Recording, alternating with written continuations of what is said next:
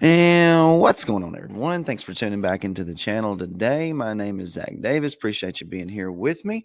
Looking forward to the eschatology conference that's coming up. I think we're going to have 2 tickets coming available this week, so you can be checking if you're still trying to register. I think we're going to have 2 spots that will come up here in just a little while. So check that out. I want to thank our sponsors for today, Kingsman Caps. Check them out. Sweet looking hat. They got a discount going on. I'll put the link down below. Don't forget to like and subscribe. We're going to talk just for a few moments about Revelation chapter 3 and some of the symbols that are in it. Remember, we're not doing a full-on interpretation of the book of Revelation, just hitting some of the symbolic things and then hopefully just kind of helping you maybe connect some dots on that. So let's get straight into it today. And we're going to begin in Revelation chapter 3, beginning in verse 4, talking about defiled garments. And this idea of garments everywhere in the text, especially the New Testament, Old Testament too. But mainly today, I'm just going to mention some stuff in the New Testament. And when I'm thinking about these garments, the very first place that my mind goes is back to the garden in Genesis 3, how there was a covering that they had, but that covering was not good enough. And they needed to be clothed in the righteousness of God. And I think that's the clothing of the righteousness of Christ as this salvation was being accomplished. Okay, you have a few names, even in Sardis, who have not defiled their garments, and they shall walk with me in white, for they are worthy. Defiled garments, walk with me in white, they are worthy. All of this is getting us to the idea of wearing this pure garment for a wedding. Paul said he desired to present them a pure and chaste virgin, and this is the wedding that's coming at the end of Revelation, and that's the marriage supper of the Lamb. 2 Corinthians, we hear about garments. For we who are in this tent groan, and some people will read that and say that's the physical body. I don't take that to be the physical body at all. I think that's the old covenant corporate body. For we who are in this tent groan, being burdened. Same burden, bondage. My yoke is easy, my burden is light. That's new covenant language. Not because we want to be unclothed.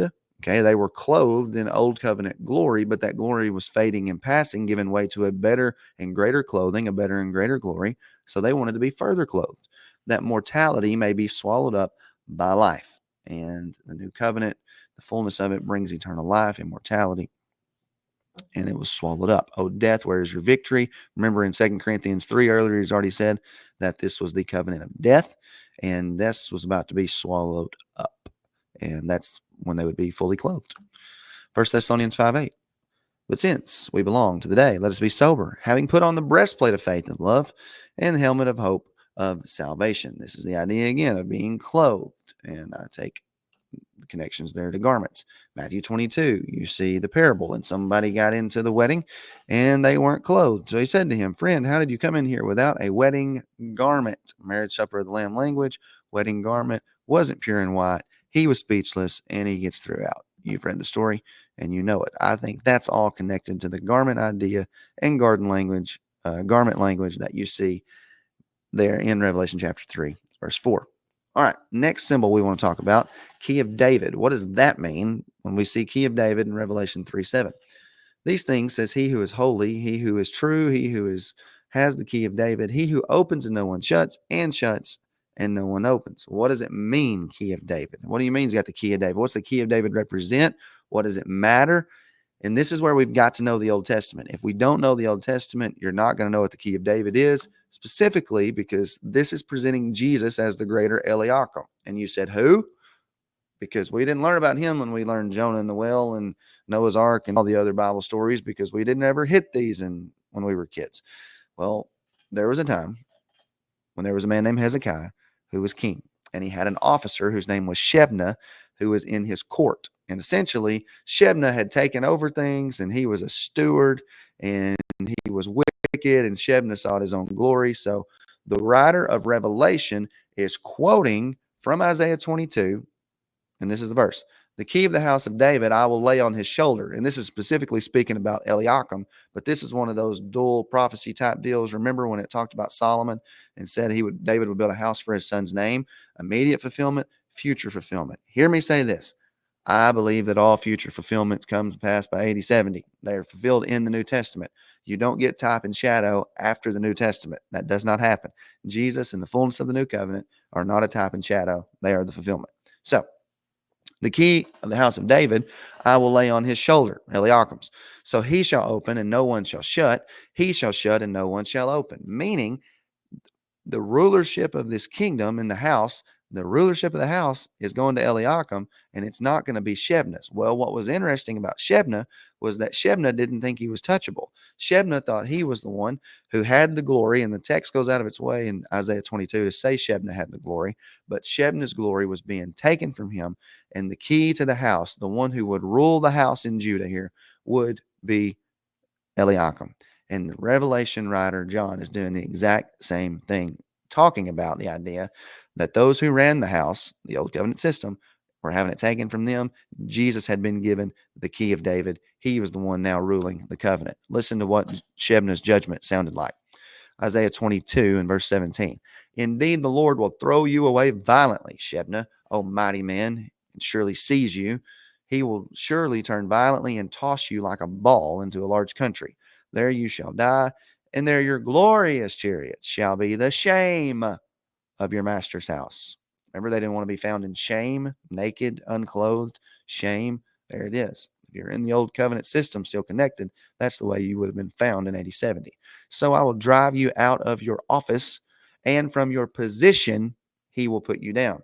Jesus, the true and greater, Eliakim throwing down the old covenant system, exactly as Eliakim was the one who was given the key to David as Shebna was cast out. You got to know the Old Testament, though. Okay, Synagogue of Satan. What's this mean? Y'all know I think Satan's old covenant Israel in this text, and this is clearly said because we go right from the key of David, who was being where this true and worse Shebna is being thrown out here, and this Shebna is the synagogue of Satan, old covenant system.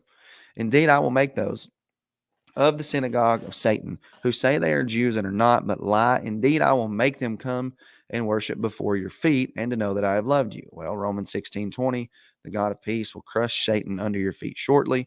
Well, that's the fulfillment of Psalm 110. Don't break it. Don't tell a post-millennial today that Psalm 110 has been fulfilled. They still think that they're fulfilling Psalm 110, which is fine because they're doing good work. And I appreciate their work. However, they're not fulfilling Psalm 110 because Psalm 110 was about the enemies that would be placed under his feet. And the Revelation clearly tells us who that is, that it's Old Covenant Israel, the synagogue of Satan, the ones who claim to be the people of God and were not. The sons of God were about to be revealed, and that's when the judgment would come. Okay, last thing I'll hit on in this is the New Jerusalem. You know the New Jerusalem comes down in Revelation 21. He who overcomes, I will make him a pillar in the temple of my God. Go back to Ephesians 2:19-21. Paul lays that out, how Jesus was the cornerstone, the apostles and the prophets were the foundation, and now the church, New Jerusalem, being built. I will write on him the name of my God and the name of the city of my God. Matthew 5. You are a city set on a hill. Old city's going down, new city's coming up. The name of the city of my God, the New Jerusalem, which comes down, Revelation 21, out of heaven from my God. It comes down after the destruction of Babylon. After, right when the marriage happens, we go straight from marriage. And then I think that's the picture of New Jerusalem. Behold, the dwelling place of God is with men. And that's when these things are fulfilled. And that's the fullness of the garments being clothed. Now, at the end of Revelation 3, you get the famous passage about not being lukewarm, and you get the idea of buying the gold, buying the gold that's been refined, and the eye salve stuff, and the knock, and I'll come in stuff.